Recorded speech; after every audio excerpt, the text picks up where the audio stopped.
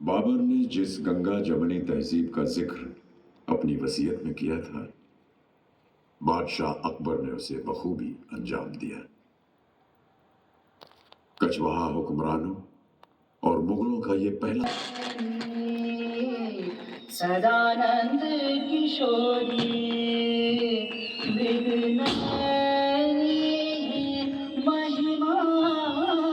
प्यारी हे चंद्र बरणी सदानंद किशोरी अब तो दरस दिखा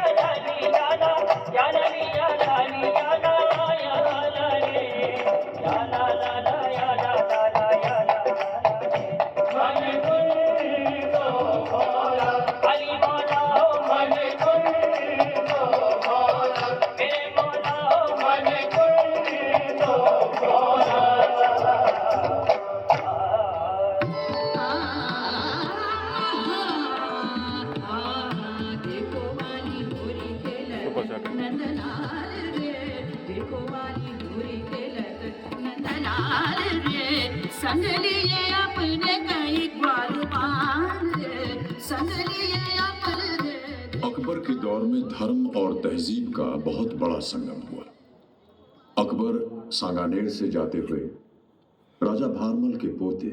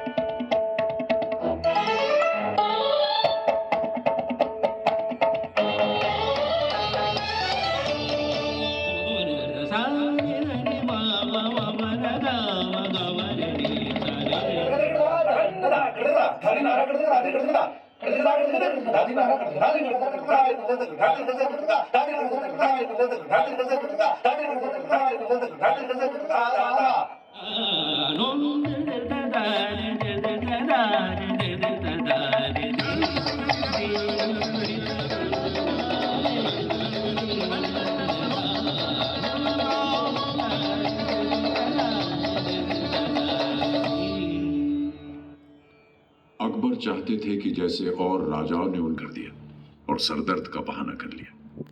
राजा मान सिंह समझते थे। वो भोजन से खड़े हो गए और कहा, हम उनके सरदर्द की दवा तो कर सके हैं, लेकिन इस बददिमागी का इलाज हमारे पास है को नहीं।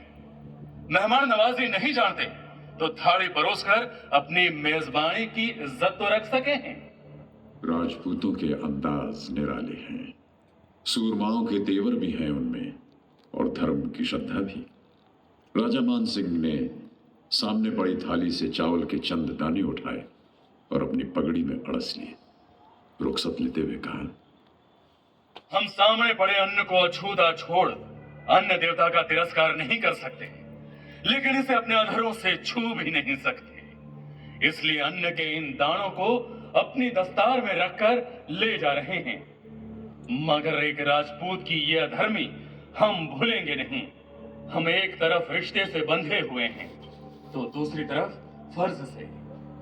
हम तो यही चाहते थे कि बगैर खून खराबे के बात बढ़ जावे, लेकिन थारा ये आज का सलूक हमें हरगिज कबूल नहीं है। इसकी कीमत थाने चुकानी पड़ेगी राणा, और थाने खुद आकर हमसे भेंट करनी पड़ेगी। महाराणा प्रताप का जवाब बहुत स्पष्ट था।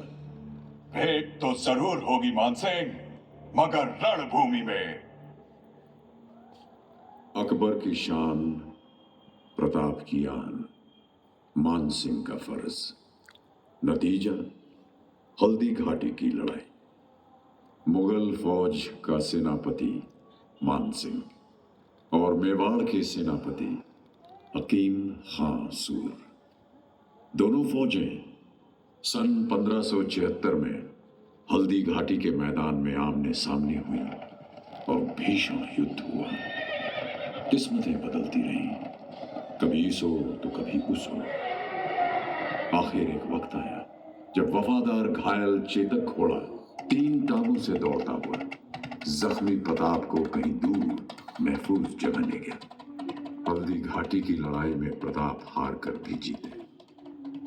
अकबर जो चाहते थे वो हो न सका।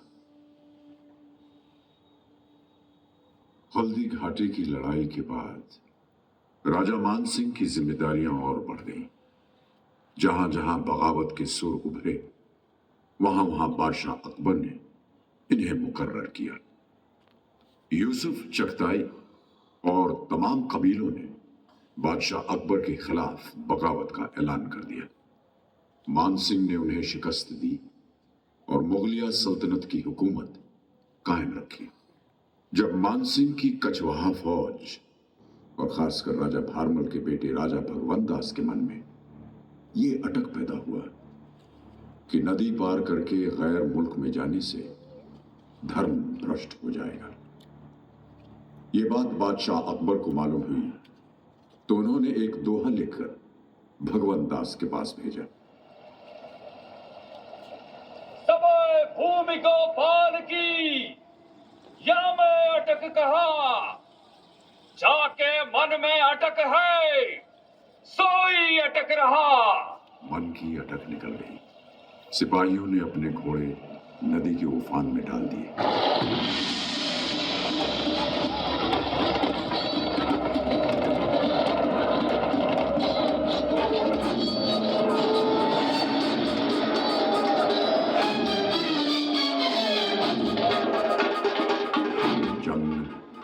लंबी थी।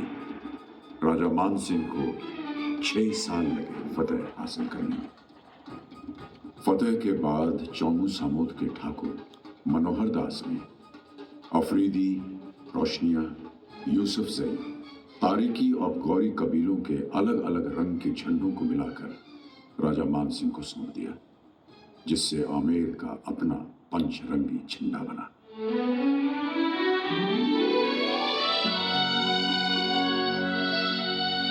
ये पंचरंगा आजाद हिंदुस्तान का तिरंगा आने तक उसी शान से लहराता रहा। राजा मानसिंह जब बंगाल की मुहिम पर गए तो वहां से शिला देवी को आमेर महल में लाकर स्थापित किया। शिला देवी के लिए राज परिवार की मान्यता हमेशा से रही और आज भी आम हिंदुस्तानी बड़ी श्रद्धा से यहाँ मंदिर में आता है। राजा मानसिंह के बाद मिर्जा राजा जयसिंह ने आमेर की रवायत को कायम रखा और आमेर दरबार की शान को कम नहीं होने दिया। मिर्जा राजा ने आमेर का दीवाने आम बनवाया और ऐसी शानदार कारीगरी की कि आगरा का दीवाने आम भी उसके सामने मंद पड़ गया।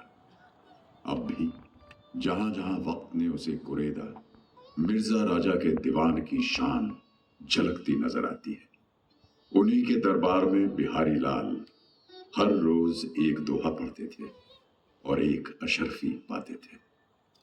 या अजुरागी चित्त की गति समझे नहीं कोई, जो जो बूढ़े शाम रंग त्यों त्यों उज्ज्वल हो।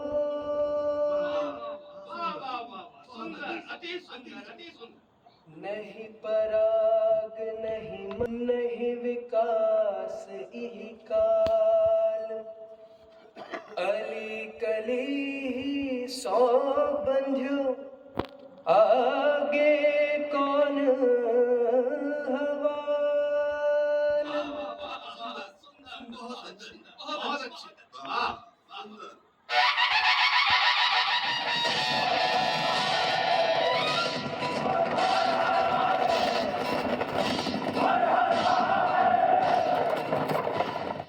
मराठों के हमले दिल्ली और राजस्थान पर बढ़ने लगे थे।